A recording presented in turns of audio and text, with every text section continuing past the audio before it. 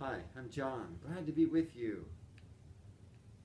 We're reading from God's Word, the Holy Bible, from the book of Genesis, chapter 38, beginning with verse 1.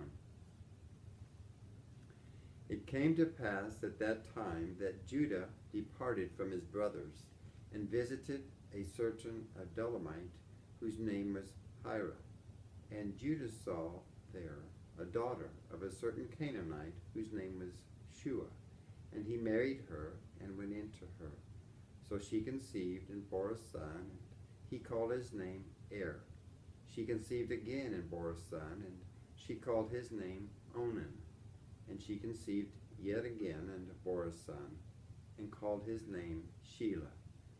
He was at Chezib when she bore him. Then Judah took a wife for Er, his firstborn, and her name was Tamar. But Er, Judah's firstborn, was wicked in the sight of the Lord, and the Lord killed him. And Judah said to Onan, Go into your brother's wife and marry her, and raise up an heir to your brother. But Onan knew that the heir would not be his, and it came to pass when he came into his brother's wife that he emitted on the ground, lest he should give an heir to his brother. And the thing which he did displeased the Lord. Therefore he killed him also. Then Judah said to Tamar and his daughter-in-law, Remain a widow in your father's house till my son Shelah is grown. For he said, Lest he also die like his brothers. And Tamar went and dwelt in her father's house. Now in the process of time the daughter of Shua, Judah's wife, died, and Judah was comforted, and he went up to his sheep shearers at Timnah, he and his friend Hira the Adullamite. And it was told Tamar, saying, Look, your father-in-law is going up to Timnah to shear his sheep. So she took off her widow's garments, covered herself with a veil, and wrapped herself, and sat in an open place which was on the way to Timnah. For she saw that Shelah was grown, and she was not given to him as a wife. When Judah saw her, he thought she was a harlot, because she had covered her face. Then he turned to her by the way and said, Please let me come in to you. For he did not know that she was his daughter-in-law. So she said, What will you give me that you may come in to me? And he said, I will send a young goat from the flock. Then he said, What pledge shall I give you? So she said, Your signet and cord and your staff that is in your hand. Then he gave them to her and went into her, and she conceived by him. So she arose and went away, and laid aside her veil, and put on the garments of her widowhood. And Judah sent the young goat by the hand of his friend, the Adullamite, to receive his pledge from the woman's hand, but he did not find her.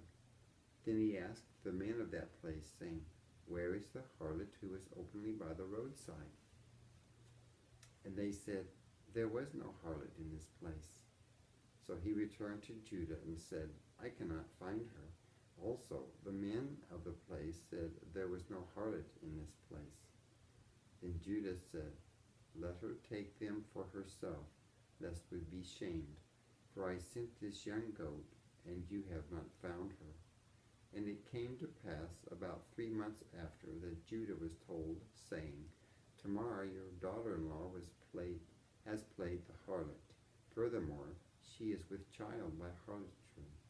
So Judah said, Bring her out, and let her be burned. When she was brought out, she sent to her father-in-law, saying, By the man to whom these belong, I am with child. And she said, Please determine whose these are, the signet and cord and staff. So Judah acknowledged them and said, She has been more righteous than I, because I did not give her to Shelah, my son. And he never knew her again. Now it came to pass, at the time for giving birth, that, behold, twins were in her womb. And so it was, when she was giving birth, that the one put out his hand, and the midwife took a scarlet thread and bound it on his hand, saying, This one came out first. Then it happened, as he drew back his hand, that his brother came out unexpectedly. And she said, How did you break through? This breach be upon you. Therefore his name was called Perez. Afterward his brother came out, who had the scarlet thread on his hand, and his name was called Zerah. And this ends the reading of Genesis chapter 38.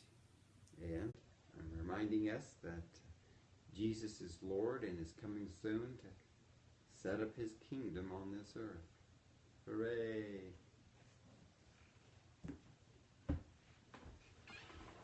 Thank you.